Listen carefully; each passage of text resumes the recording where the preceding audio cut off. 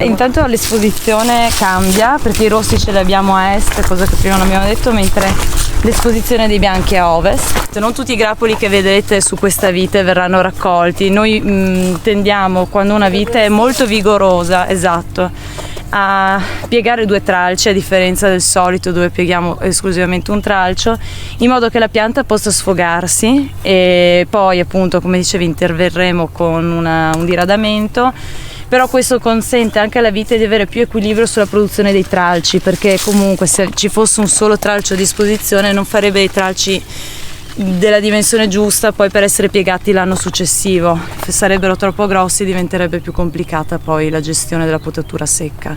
Quindi sono piccoli trucchi del mestiere per equilibrare la vigoria del terreno, in questo caso neanche della pianta. Però voi avete visto che qua da noi tecnologia non ce n'è, perché pur essendo un enologo mio marito ha sempre creduto nel fatto che il sapere ha una grande importanza per poter non fare, non per fare, cioè il non fare ha bisogno anche di un supporto, no? Della conoscenza, il non intervento, per cui l'idea di mio marito è quello che se non c'è la corrente elettrica il vino bisogna essere in grado di farlo lo stesso, e qua in questa cantina è possibile fare questa operazione, cioè fare il vino anche senza corrente elettrica, perché non c'è tecnologia.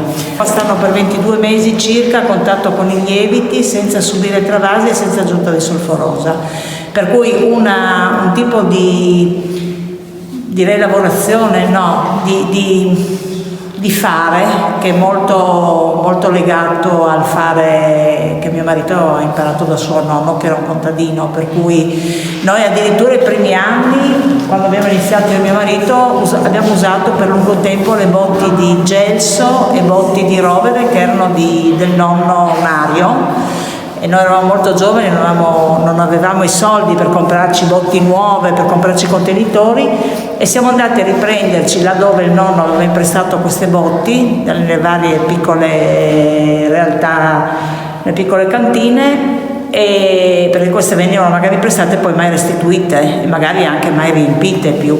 Noi siamo andati a riprenderci e abbiamo iniziato a fare il vino proprio in queste vecchie botti di gelso, di rovere che avevano più di 100 anni.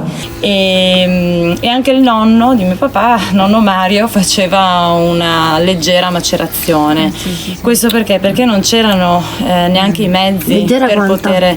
Ma allora lui si limitava ad avere una buccia abbastanza morbida da essere poi messa in pressa, neanche in pressa, nei torchi manuali.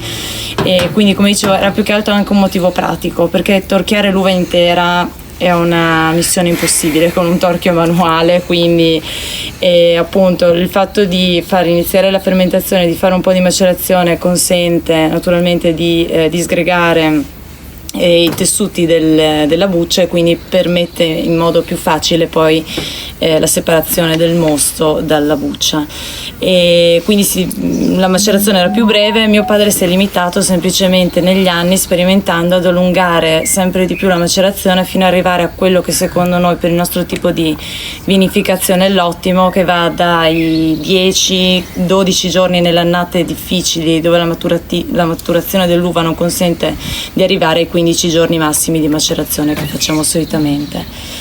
E le uve sono raccolte e vinificate assieme, e la fermentazione è rigorosamente spontanea. Non ci sono più i bottai, adesso ci sono i bottai delle tonnellerie. Noi ne abbiamo uno, fortunatamente uno giovane che si è rimesso a fare. È quel savoir-faire che si sta lentamente perdendo. Bottaio. Però una volta dovete capire che in ogni piccolo paese come questi c'era il bottaio. Per cui il bottaio le costruiva, il bottaio era solitamente il falegname anche del paese, non faceva solo le botti, e le restaurava se c'era un difetto, un problema, per cui in ogni piccolo, pensate quanto sapere abbiamo perso.